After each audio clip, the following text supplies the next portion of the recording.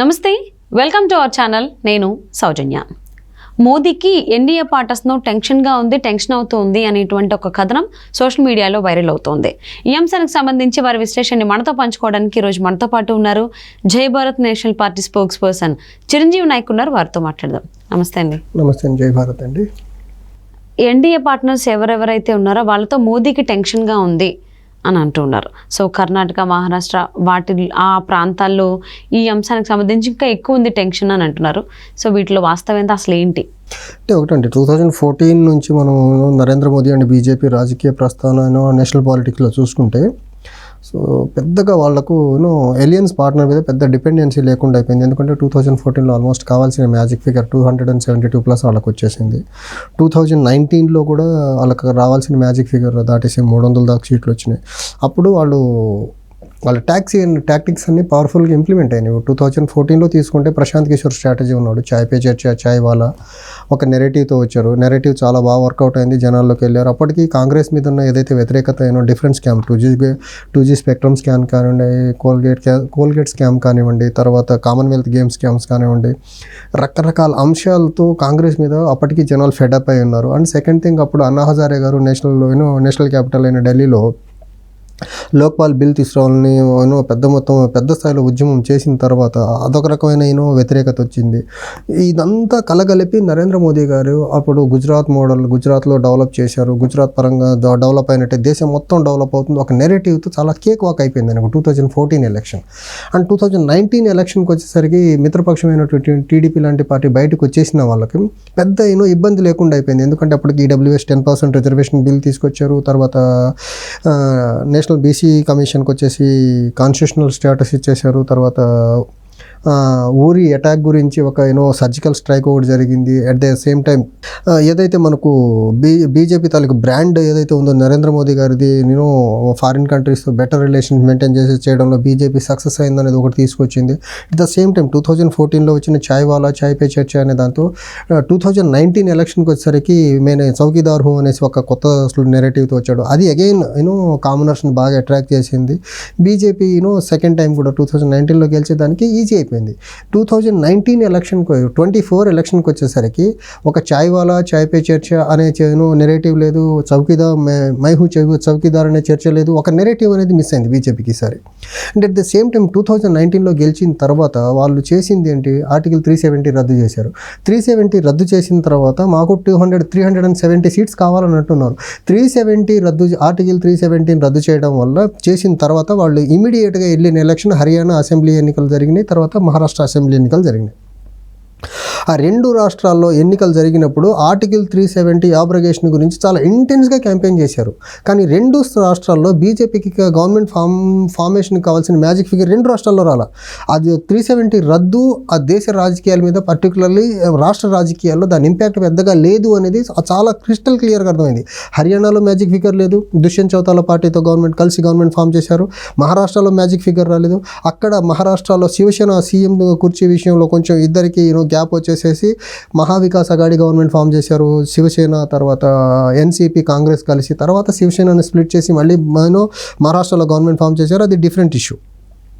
అంటే 370 అబ్రగేషన్ రద్దు పెద్ద ఇంపాక్ట్ చూపలేదు, ఎలక్టరల్ గెయిన్స్ బీజేపీకి అంత రాలేదనేది అది క్రిస్టల్ క్లియర్గా అర్థమైపోయింది. తర్వాత బీజేపీ చేసిన పెద్ద తప్పిదం ఏంటంటే ఒక రైతు వ్యతిరేక చట్టాలు తీసుకొచ్చి భారతదేశంలో పర్టికులర్లీ ఉత్తరాదిలో పంజాబ్, హర్యానా, వెస్ట్రన్ యూపీ, తర్వాత పార్ట్స్ ఆఫ్ రాజస్థాన్, తర్వాత మధ్యప్రదేశ్ ప్రాంతానికి సంబంధించిన రైతులను తీసుకొచ్చి ఢిల్లీ బోర్డర్స్లో నెలల తరబడి కూర్చోబెట్టేసి రైతుల పక్ష ఎంత వివక్షగా, ఎంత ఒక చిన్న చూపు చూపించారు, రైతుల్ని ఎంత ఇల్ ట్రీట్ చేశారనేది ఉత్తర భారతదేశంలో చాలా బలమైన చర్చ ఈ రోజుకి నడుస్తూ ఉంది.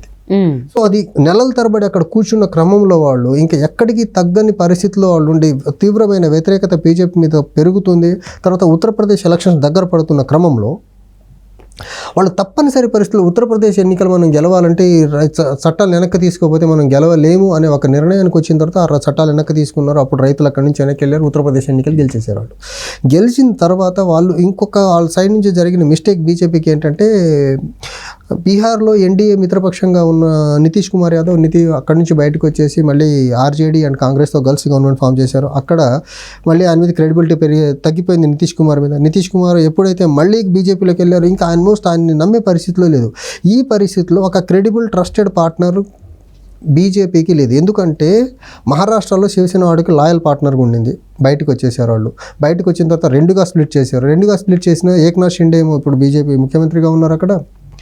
తర్వాత ఉద్ధవ్ ఠాక్రే పార్టీ సపరేట్గా కాంగ్రెస్తో పొత్తులో ఉంది.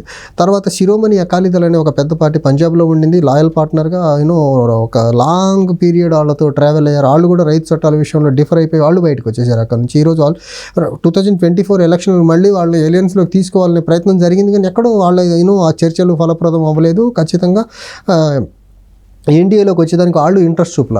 ఈ క్రమంలో వాళ్లకు ఉన్న ఇంకొక డిసడ్వాంటేజ్ అంటే సౌత్ నుంచి చాలా బలంగా వాళ్ళకున్న ఒకే ఒక రాష్ట్రం కర్ణాటక. అక్కడ ఓడిపోయిన తర్వాత మళ్ళీ ఎలక్టోరల్ పర్టికులర్లీ పార్లమెంట్ ఎన్నికల్లో గెలవాలంటే కష్టం అవుతుందేమో, కాంగ్రెస్ చాలా స్ట్రాంగ్గా ఉంది కర్ణాటకలో అనే ఒక నిర్ణయానికి వచ్చిన తర్వాత జేడీఎస్తో పొత్తు పెట్టుకున్నారు ఇక్కడ. ఈ క్రమంలో ఇప్పుడు బీజేపీతో ఉన్న పార్టీలు చాలా చిన్నపాటి పార్టీలు, లేకపోతే నేషనల్ పాలిటిక్స్ని చాలా బలంగా ఇన్ఫ్లుయెన్స్ చేసే పార్టీలు లేవు. ఈ క్రమంలో మళ్ళీ టీడీపీతో ఆంధ్రప్రదేశ్లో పొత్తు పెట్టుకున్నారు. సో టీడీపీతో ఆంధ్రప్రదేశ్లో పొత్తు పెట్టుకోవడం వల్ల వాళ్ళకి వచ్చే అడ్వాంటేజ్ ఏంటి అని అంటే, ఖచ్చితంగా చంద్రబాబు నాయుడు గారికి నేషనల్ లెవెల్లో ఉండే ఓల్డ్ కాంటాక్ట్స్ ఏవైతే ఉన్నాయో ఖచ్చితంగా బీజేపీకి మ్యాజిక్ ఫిగర్ తగ్గితే మేబీ నెగోషియేషన్లో బీజేపీకి ఆ ఎన్డీఏ కూటమి గవర్నమెంట్ ఫామ్ చేసేదానికి చంద్రబాబు నాయుడు గారికి ఉన్న పాత పరిచయాలన్నీ కొంచెం రివైవ్ చేయగలిగి వేరే వాళ్ళతో మాట్లాడి బీజేపీకి ప్లస్ అయ్యేదానికి ఆస్కారం ఉంది. అంటే ఉత్తర భారతదేశంలో ఈసారి ప్రధానంగా జరుగుతున్న చర్చ, బీజేపీ ఎట్టి పరిస్థితుల్లో అధికారంలోకి రావట్లేదు, 220 సీట్లు బీజేపీకి తన ఓన్గా వస్తే ఎక్కువ అనే చర్చ చాలా ఎక్కువ జరుగుతుంది. ఇలాంటి టైంలో ఖచ్చితంగా వాళ్ళకు లాయల్ పార్ట్నర్స్ లేకపోవడం ఖచ్చితంగా మైనస్సే. ఇంకోటి, ఇప్పుడు బీజేపీకి అన్ని సీట్లు రావు అనే దానికి ఇంకొక అంశం ఏంటంటే, రీసెంట్గా సుప్రీంకోర్టు ఎలక్టోరల్ బాండ్ స్కీమ్ని స్ట్రైక్ డౌన్ చేసేసింది. దానివల్ల ఎలక్టోరల్ బాండ్ స్కీమ్ ద్వారా బీజేపీ గత 7-8 సంవత్సరాలలో చాలా పెద్ద మొత్తంలో దగ్గరగా 7,765 కోట్ల రూపాయలు ఒక్క బీజేపీకి వచ్చినాయి. మిగిలిన భారతదేశంలో అన్ని పార్టీలకు కలిపి కూడా అంత డబ్బు రాల. అంటే అక్కడేదో క్విట్ ప్రోకో మెకానిజం సక్సెస్ఫుల్గా ఇంప్లిమెంట్ చేశారు. కార్పొరేట్స్కి కొంచెం ఫేవర్ చేశారు, కార్పొరేట్స్ నుంచి ఇన్ రిటర్న్ ఎలక్టోరల్ బాండ్స్ కొనిపించి బీజేపీ కిటీలో డబ్బులు వేసుకున్నారు అనేది ఉత్తర భారతదేశంలో చాలా బలంగా నడుస్తున్న చర్చ. ఇంకోటి, నరేంద్ర మోదీ 2014 ఎలక్షన్లో నేను ప్రధాని అయితే నేను ప్రతి సంవత్సరం 2 కోట్ల ఎంప్లాయ్మెంట్ జనరేట్ చేస్తానన్నారు. ఎంప్లాయ్మెంట్ జనరేషన్ విషయంలో కానీ, లేకపోతే సెంట్రల్ గవర్నమెంట్లో ఉన్న బ్యాక్లాగ్ పోస్టులు ఫిల్ చేసే విషయంలో కానీ అంత ఇంట్రెస్ట్ చూపలేదు నరేంద్ర మోదీ. సో ఇవన్నీ ఆయనకు నెగిటివ్ ఎఫెక్ట్గా ఉన్న ఈ తరుణంలో ఖచ్చితంగా ఏదైతే ఇండియా టుడే కాంక్లేవ్లో మాట్లాడినట్టు వాళ్ళకు క్రెడిబుల్ ట్రస్టర్ పార్ట్నర్స్ ఉన్నారా లేరా అంటే ఖచ్చితంగా అంతకు ముందు ఉన్నట్టు లేరు. నితీష్ కుమార్ ఆ సైడ్ నుంచి ఈ సైడ్ నుంచి ఆ సైడ్కి మారటం వల్ల నితీష్ కుమార్ యొక్క ఇమేజ్ మసకబారింది బీహార్లో. వాళ్ళతో ఉన్న శిరోమణి అకాలీదళ్ పక్కకి వెళ్ళిపోయింది. ఈరోజు పార్ట్నర్ ఎన్డీఏ అలియన్స్లో వాళ్ళు లేరు. తర్వాత ఇక్కడ చాలా పవర్ఫుల్గా ఉండే శివసేన రెండుగా స్ప్లిట్ అవ్వడం అది minus. At the same time ఇప్పుడు ఉన్న వాళ్ళకు ఉన్న ఒకే ఒక్క హోప్ వచ్చేసి అనలిస్ట్ చెప్పినట్టు మేబీ చంద్రబాబు నాయుడు గారు మేబీ ఆయన కాంటాక్ట్స్ కొంత హెల్ప్ అవ్వచ్చు. ఓకే, బీజేపీ గవర్నమెంట్ ఫామ్ చేయాలి, మ్యాజిక్ ఫిగర్కి నెంబర్ తక్కువ అయితే మేబీ అప్పుడు చంద్రబాబు నాయుడు గారు నెసెసిటీ వాళ్ళకి అవసరం పడేదానికి ఆస్కారం ఉంటుంది. 10 సంవత్సరాలు ప్రధానిగా మోదీయే ఉన్నారు, ఇంకొక 5 సంవత్సరాలు కూడా ఆయనే ఉండబోతున్నారని టాక్ చాలా బాగా తీసుకొచ్చారు జనాల్లో. అంటే బీజేపీ ఇలాంటి విషయంలో చాలా పర్ఫెక్ట్గా చాలా వాళ్ళకు వాట్సాప్ యూనివర్సిటీ ఉంటుంది కదా, సో ఇలాంటి నెరేటివ్స్ చాలా బలంగా తీసుకెళ్ళగలుగుతారు. ఇన్ఫ్లుయెన్స్ చేసే కెపాసిటీ ఈరోజు బీజేపీకి ఉన్న ఆ ఇన్ఫ్లుయెన్సింగ్ మెకానిజం. 3సారి హ్యాట్రిక్ అనేది చెప్తున్నారు ప్రధాని మోదీ అని చెప్పేసి. సో చూద్దాం. కానీ ఆయన హ్యాట్రిక్ అని చెప్తున్నారు, కానీ ఆయన స్పీచెస్ లో అంతకు ముందు దాన్ని ఏమంటారు కాన్ఫిడెన్స్ కనపడట్లేదు. స్ట్రాటజీ ఏంటనేది ఎవరికి తెలియదు, ఎవరు గెస్ట్ చేయలేరు, చేసాక తెలిసింది. 2014-19 లో వాళ్ళ స్ట్రాటజీ చాలా క్లిస్టల్ క్లియర్ గా అర్థమైనాయి. చౌకీదార్ కానీ లేకపోతే చాయ్ వాలా కానీ నేషనల్ అంతకుముందు నేషనల్ సెక్యూరిటీ గురించి చాలా ఉధృతంగా మాట్లాడేవాళ్ళు. ఈ మధ్య నేషనల్ సెక్యూరిటీ గురించి వాళ్ళు ఎక్కడ మాట్లాడట్లేదు. అదే అన్న, అప్పుడు స్ట్రాటజీస్ చాలా వేరుండే. మీరు చెప్పినట్టు ఆ కైండ్ ఆఫ్ స్లోగన్స్ చాలా వచ్చాయి. ఇప్పుడు ఎటువంటి స్లోగన్స్ లేకుండా వచ్చారు ఆయన. సో మరి ఏమవుతుంది, ఈ ఎన్డీఏ పార్ట్నర్స్తో వచ్చినటువంటి ఇబ్బందుల్ని ఆయన ఏ విధంగా ఎదుర్కొని మళ్ళీ అంటే థర్డ్ టైం ఒకటండి ఇక్కడ నేషనల్ పాలిటిక్స్లో జరుగుతున్న చర్చ ఏంటంటే బీజేపీ అనే పార్టీకి ఏ పార్టీ కూడా ఇష్టంతో వాళ్ళతో పొత్తు పెట్టుకోరు, అవసరాల కోసమే పొత్తు పెట్టుకుంటారు. బీజేపీకి మ్యాజిక్ ఫిగర్కి ఒక 5 సీట్లు తగ్గినా పర్టికులర్లీ నరేంద్ర మోదీ ప్రధాని అభ్యర్థిత్వాన్ని అంతకుముందు చంద్రబాబు నాయుడు గారు వ్యతిరేకించిన మాట నిజం, నితీష్ కుమార్ గారు వ్యతిరేకించిన మాట నిజం. సో బీజేపీకి 272కి ఒక 5-10 సీట్లు తగ్గితే ఈ ఎలియన్స్ పార్ట్నర్సే మీరు ప్రధాని అభ్యర్థిని మారిస్తేనే మేము మీతో ఉంటామనే కండిషన్ పెట్టినా ఆశ్చర్యపోనవసరంలా. ఎందుకంటే నరేంద్ర మోదీ డామినెన్స్ పర్టికులర్లీ ఆయన రీజనల్ పార్టీస్ని ట్రీట్ చేస్తున్న విధానంతో రీజనల్ పార్టీస్ అన్ని విసుగు చెంది ఉన్నాయి. సో అందుకే ఎదురుగాలేమో ఈ కర్ణాటక, బీహార్, మహారాష్ట్రలో మరి ఏం జరుగుతుందో చూద్దామండి. Thank you so much Chiranjeevi Naik గారు.